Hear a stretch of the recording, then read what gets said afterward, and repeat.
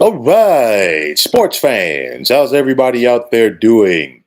William Martin coming at you one more time here on YouTube with another edition of the 300 Pounds of Sports Knowledge Podcast. It's that time of the week, folks. My key games in the world of college football. There's a lot of good ones on tap for this weekend. Want to get things started tomorrow night in the Mountain West as you got San Diego State traveling to take on 15th ranked Boise State. Now, there's only three undefeated teams within Mountain West Conference play remaining. You got two of them in this contest on Friday night. And the big key for this one, will this Aztecs defense be able to slow down Boise State running back Ashton Jeanty? Nobody's really been able to slow down Jeanty this season so far. I look at the San Diego State front seven, which includes Trey White off the edge. They have to find a way to neutralize Jeanty, which is going to be easier said than done. Boise State is favored heavily at home in this one by 23 and a half over the Aztecs. And I'm going to take the Broncos at home by the score of 44-20. Now, moving on to Saturday, a huge showdown in the Big Ten with college football implications attached to it. You've got fourth ranked Ohio State traveling to take on the third ranked Penn State Nittany Lions. And you got two head coaches, Ryan Day for Ohio State and James Franklin for Penn State, that have had their fair share of struggles and then some against top five ranked teams. But guess what? Somebody's got to win this contest come Saturday afternoon. The Buckeyes bring the second ranked defense in the nation to Happy Valley. You got Sonny Styles in that front seven, and you got Denzel Burke in that secondary. And then you look at this Ohio State offense. I think it's going to come down to the running game with Quinshawn Judkins and Travion Henderson trying to take some pressure off of quarterback Will Howard.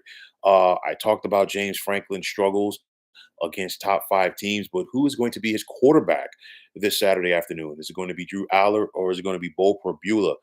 We saw Perbula in coming in relief of the injured Drew Aller this past Saturday night against Wisconsin. And I think when you think about James Franklin's struggles against top five teams, his offenses do not start fast. Penn State has to start fast Saturday at home in this one, whether it's going to be Aller or Perbula. And of course, their dynamic duo at running back with Katron Allen and Nicholas Singleton. And of course, you can't forget about the all world tight end. I'm talking about Tyler Warren. We talked about Ohio State's defense. Penn State's fourth in the nation as well. Keep an eye out for Abdul Carter in this one. Usually, when Penn State and Ohio State come to get together, it's all about field position. It's all about turnovers. In recent years, the Buckeyes have dominated this rivalry. And at the end of the day, as good as Penn State is, Ohio State simply has the better athletes. Ohio State is favored by 3 on the road in this one. And I'm going to take the Buckeyes by 4 by the score of 24-20. Now, in the Atlantic Coast Conference, you've got the Duke Blue Devils traveling to take on the fifth-ranked Miami Hurricanes. Miami is favored heavily in this game over Duke. They're favored by 20 points at home, but should the Canes be on upset alert? Manny Diaz, the current head coach at Duke, once upon a time, he was a head coach at Miami. You look at the talent that he has at Duke. And I think the Blue Devils definitely have to bring it, especially defensively with linebackers Alex Howard and Ozzie Nicholas. And then this offense led by quarterback Malik Murphy and running back Star Thomas. Can they put together a complete game against Miami this Saturday afternoon? We got to wait and see. A lot of talent for Mario Cristobal in Miami. Of course, it starts with quarterback Cam Ward, running back Damian Martinez, and of course, wide receiver Xavier Restrepo, and then keep an eye out for Simeon Barrow on that defensive line. Like I said, the Hurricanes are favored big at home, but I think it's going to be closer than most people expect. But I'm still going to take Miami to win by the score of 30-24. Now, in the Southeastern Conference, you've got 19th ranked Ole Miss traveling to Fayetteville to take on the Arkansas Razorbacks. For Ole Miss, they're still clinging to hopes of getting to the playoff, but Their backs are against the wall. They cannot suffer a loss here to Arkansas. I expect Ole Miss to start off with their running game with Henry Parrish to loosen things up for quarterback Jackson Dart. And then when you think about Lane Kiffin at Ole Miss, you think about his offenses, but his defense has really been bringing it this year.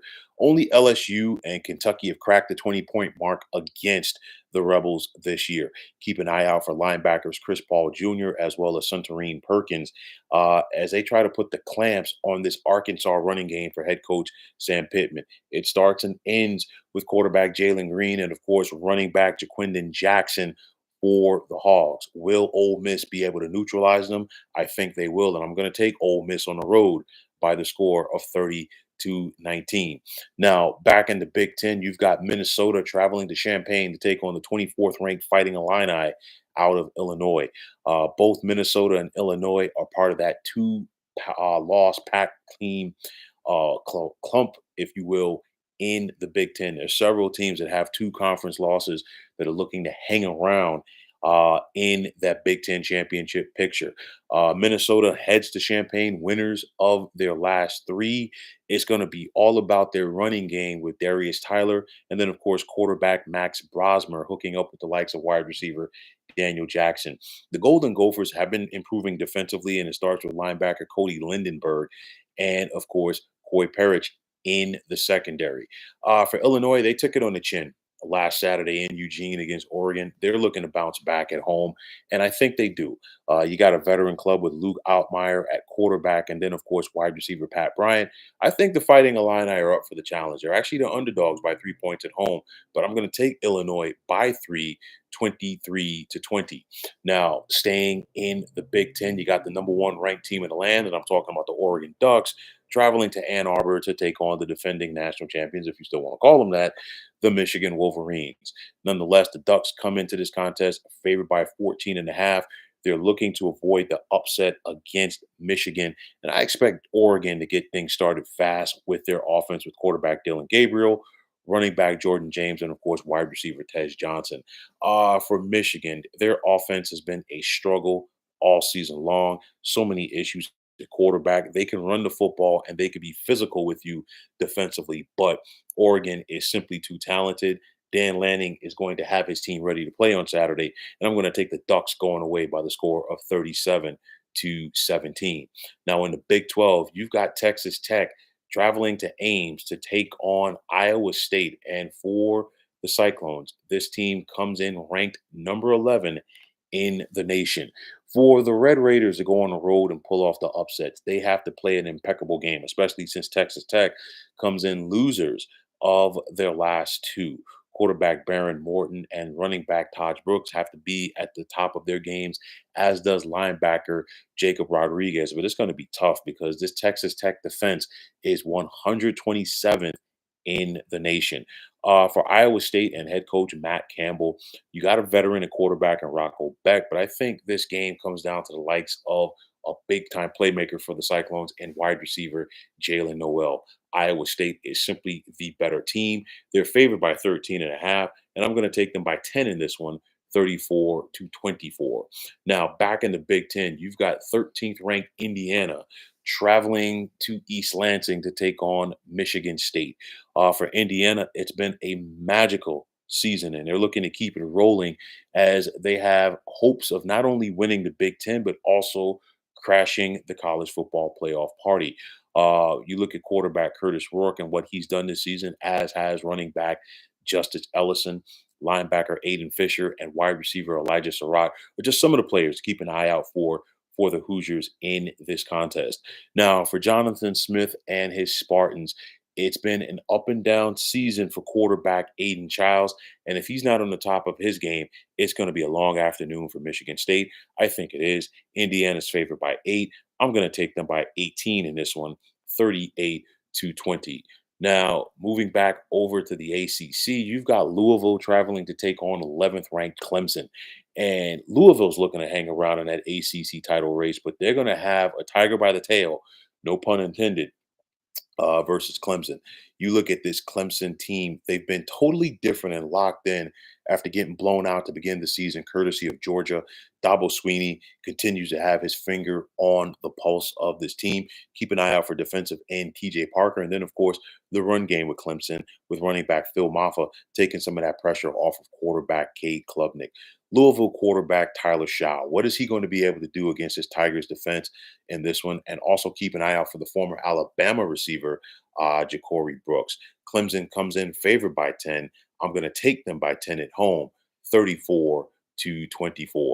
Now, back in the Big Ten, you've got Wisconsin taking on Iowa. And of course, this is part of that two-loss pack within the Big Ten Conference. Usually, when you think about Wisconsin, Iowa, you think about a physical brand of football, a defensive brand of football, and usually the first team to 20 wins. I think this game is going to continue to be defined by the defenses. You look at the way that Iowa continues to bring it defensively under head coach Kurt Ferentz. Keep an eye out for linebacker Jay Higgins in this one, as well as Aaron Graves on that defensive line. 10 interceptions so far by this Hawkeyes defense. I think that is the difference in this one, and I'm going to take Iowa by the score of 20-16. And finally, on Saturday night in the Atlantic Coast Conference, you've got 18th ranked Pitt taking on 20th ranked SMU. And of course, I don't think too many people had it on their bingo cards at this point of the season that Pitt and SMU would be ranked. And on top of that, we're talking about SMU's only loss this season was a 3-point loss at home to BYU, while Pitt is undefeated altogether. Two of the biggest surprises in college football so far this season. A lot of credit goes to the head coaches with these programs, and it's going to be interesting to see who's able to shine on Saturday night. For Pitt quarterback Eli Holstein, what will he be able to do against this Mustangs defense? And you got to keep an eye out for running back Desmond Reed for the Panthers. But for Southern Methodist, so far so good in their new conference home in the ACC. 12 interceptions by this Mustangs defense so far. And you think about SMU historically, you think about their run game. Keep an eye out in this one for running back Brashard Smith. The Mustangs are favored by 7.5 at home. The over-under is 57.5. And I'm going to take SMU in this one by the score of 34-27. So, folks, those are my key games for this weekend in the world of college football. And as always, I want to take this time out to thank each and every one of you for tuning into the 300 Pounds of Sports Knowledge podcast here on YouTube. I want to take this time out to thank all of you fine folks out there for tuning in. And if you haven't already, please feel free to subscribe to this channel. Now, if you're on the X, formerly known as Twitter, please feel free to follow me at 300 Pounds of Sports. And like I always say, if you follow me, it will be my pleasure to follow you right back. There's also the sports discussion group on Facebook at the Sports Depot 365. You can check it out. Drop a line and be a part of one of the better sports debating sites going on social media. So once again, fine folks, my name is William Martin, and I am signing off. And I'm saying take care and have yourselves a wonderful day.